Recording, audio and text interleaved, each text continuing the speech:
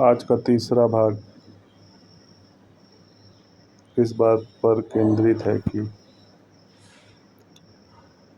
एक वास्तविक ब्राह्मण धन की सेवा क्यों नहीं करता और इसके क्या बड़े बड़े खतरे हैं।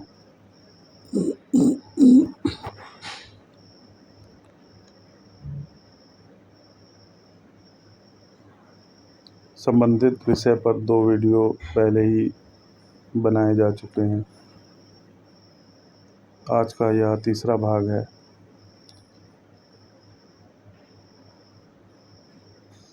तो ब्राह्मण ने अपने प्रारंभ से ही कभी भी धन को महत्व नहीं दिया, इसलिए धन को महत्व देने वाले कम से कम ब्राह्मण कहलाने योग्य नहीं होंगे। और जो इस सिद्धांत का अतिक्रमण करते दिखाई पड़ेंगे वो किसी भी सूरत में ब्राह्मण नहीं माने जाएंगे, भले ही उन्होंने ब्राह्मणों से संबंधित तमाम प्रकार के औपचारिक वेशभूषा ही क्यों न बनाए हुए हों, जैसे कि सर पर शिखा रखना, माथे पर चंदन तिलक लगाना और रुद्राक्ष की माला आदि धारण करना सहित तमाम ऐसे उपाय जो दूसरों को मूर्ख बनाने के लिए प्रेरित होंगे। तो इससे वो स्वयं को बड़ा ब्राह्मण दिखाकर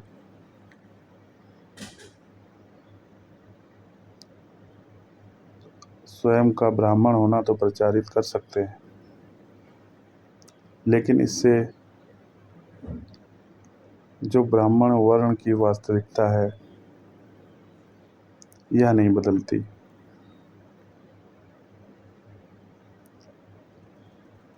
हमने पहले भी कहा कि ब्राह्मण शरीर से ज़्यादा आपके चेतना के स्तरों पर आधारित है।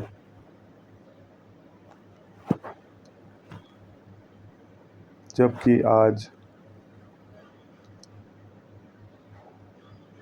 समझ के अभाव में ब्राह्मण वर्ण को केवल शरीर से जोड़कर देखा जा रहा है और ब्राह्मणों वाली वेशभूषा बनाकर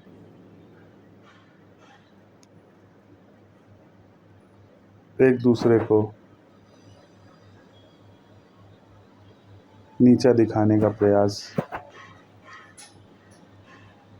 भी प्रारंभ हो चुका है।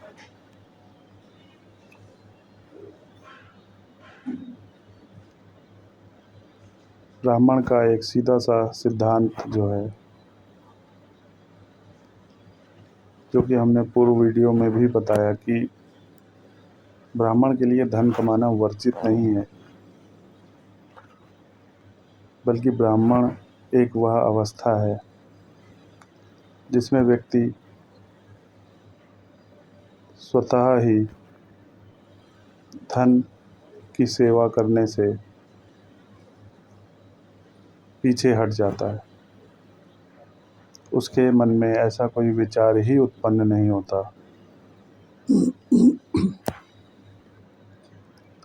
कि वो ज़्यादा से ज़्यादा धन कमाए या अपने जीवन में ऐसे कार्यों को करे जिससे कि उसे ज़्यादा से ज़्यादा धन प्राप्ति हो सके। जबकि अगर हम यह कहेंगे कि धन कमाना ब्राह्मण के लिए वर्जित है, तो इसका आशय यह होगा कि उसके ब्राह्मण के मन में धन कमाने का विचार आए तो उसे इस विचार को महत्व नहीं देना चाहिए।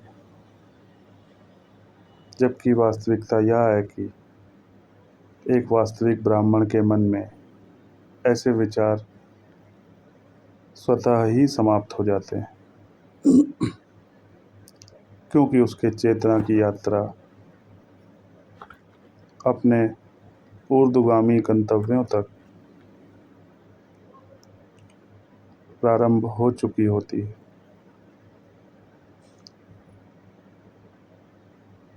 और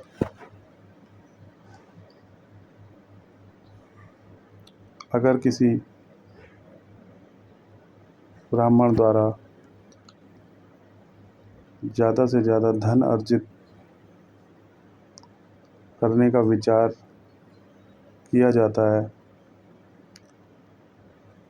तो जिस क्षण किसी व्यक्ति ने ज़्यादा से ज़्यादा धन कमाने का विचार किया, उसी वक्त वह व्यक्ति ब्राह्मण वर्ण से निष्कासित हो चुका होता है।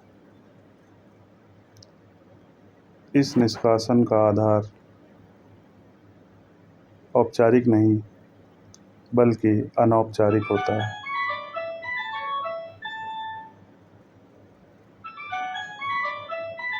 इसलिए ब्राह्मणों द्वारा फिर भी बाहरी तौर पर ऐसा व्यक्ति दुनिया को ब्राह्मण ही प्रतीत होता है, क्योंकि दुनिया में अधिकांश रूप से ब्राह्मण वर्ण को लेकर जो भ्रांतियां हैं वो यह है कि ऐसा व्यक्ति जो सिर पर तिलक लगाएगा या गले में माला धारण करेगा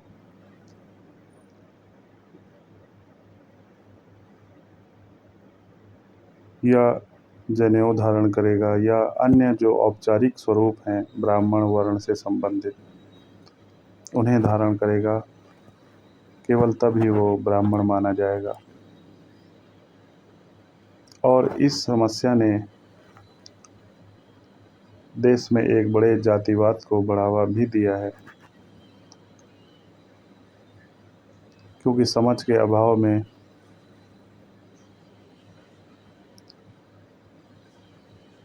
गलत जानकारियाँ फैलती गईं और उन्होंने एक स्थायी रूप ले लिया। और ब्राह्मणों को जातिवाद करने वाला और बढ़ाने वाला समझ लिया गया। और जब यह बात की जाती है कि ब्राह्मण सबसे उच्च वर्ण है, तो इसका भी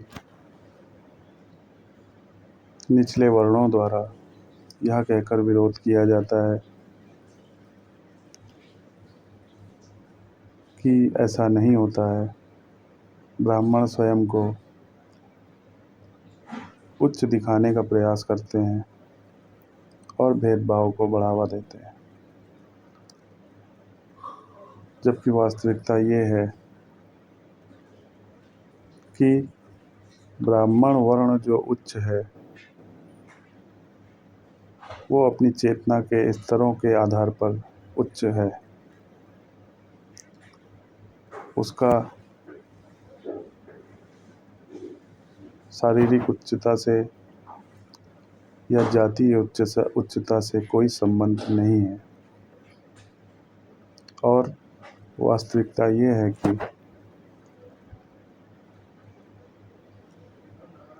एक सामान्य व्यक्ति जब भी अध्यात्म के गंतव्य की ओर बढ़ेगा, उसका अंतिम वर्ण जब तक ब्राह्मण नहीं होगा, तब तक वह व्यक्ति अध्यात्म की यात्रा पूर्ण करने की ओर नहीं बढ़ सकेगा।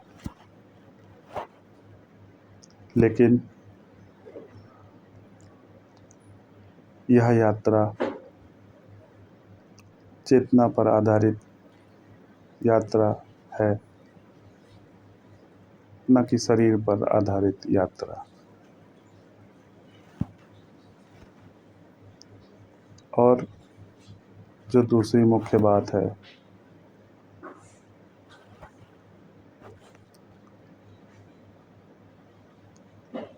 कि ब्राह्मणों को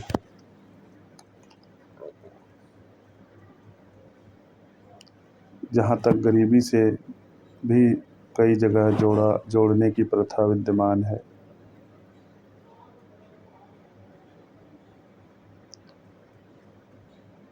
तो वास्तव में ब्राह्मण के मन में यह विचार धन एकत्र करने का विचार ही नहीं है, तो फिर वह गरीब कैसे संभव है? क्योंकि दुनिया में अध्यात्म की यात्रा केवल गिने चुने मनुष्यों को ही प्राप्त है,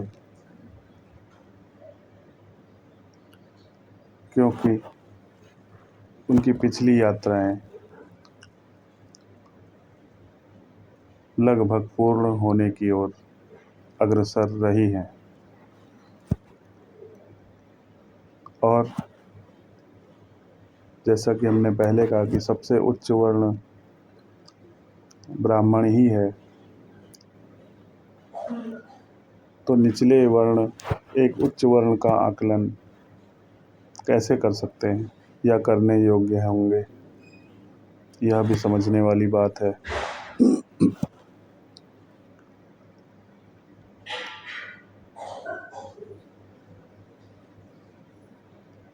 जो व्यक्ति ब्रह्मांड में और आकाश में विचरण कर रहा है, उसका आकलन धरती पर रहने वाले मनुष्य कैसे कर सकता है? क्योंकि एक वास्तविक ब्राह्मण सुख सुविधा से ज़्यादा आनंद को महत्व देता है, और धरती के जो संसार में लिप्त प्राणी हैं वो आनंद से ज़्यादा सुख सुविधा को महत्व देते हैं। बस इतना सा अंतर है जो एक वास्तविक ब्राह्मण को अलग बनाता है। और जहाँ तक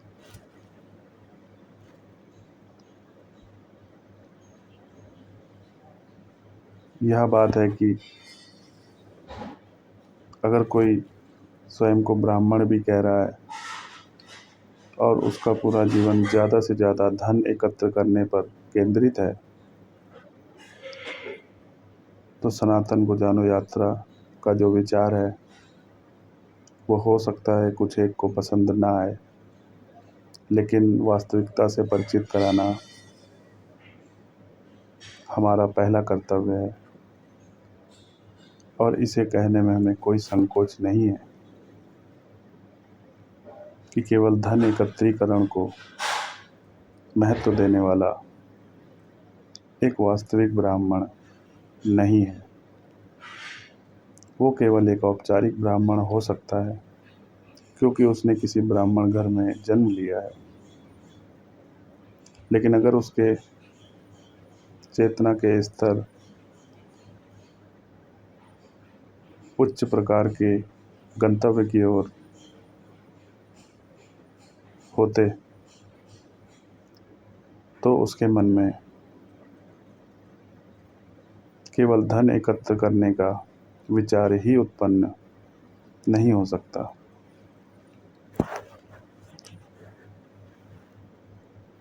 और ऐसा मनुष्य भूलवश ही अपने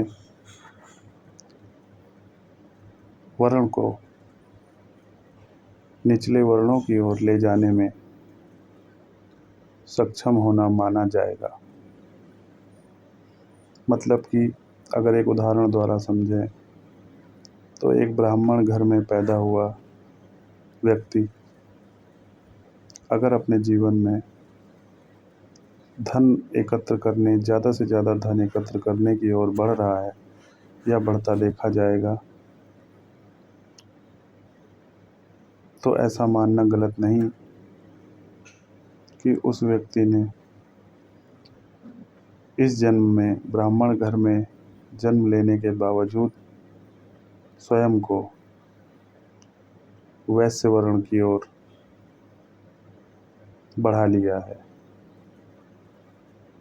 इसलिए ऐसे व्यक्ति को अनौपचारिक रूप से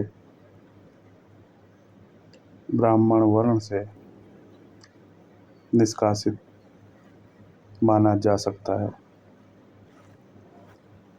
और बाहरी दुनिया को भले ही अभी भी वह व्यक्ति ब्राह्मण दिखाई पड़े, लेकिन वास्तव में वह व्यक्ति अब ब्राह्मण नहीं रहा,